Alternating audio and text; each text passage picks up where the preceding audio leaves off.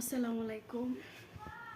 আপনারা কোন না বিদেশে কি করে আমরা কি করি আপনারা দেখেন, অনেক কাজ করি বুঝছেন, অনেক কাজ করি।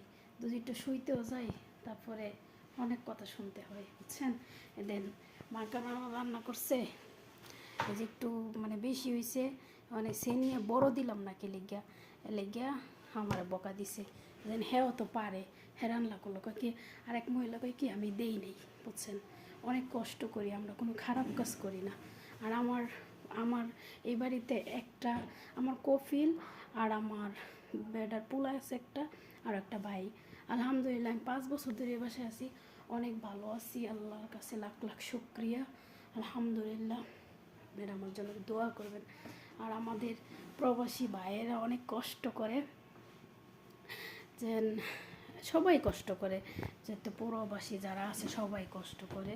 আলহামদুলিল্লাহ, আমি আপনাদের জন্য দোয়া করি।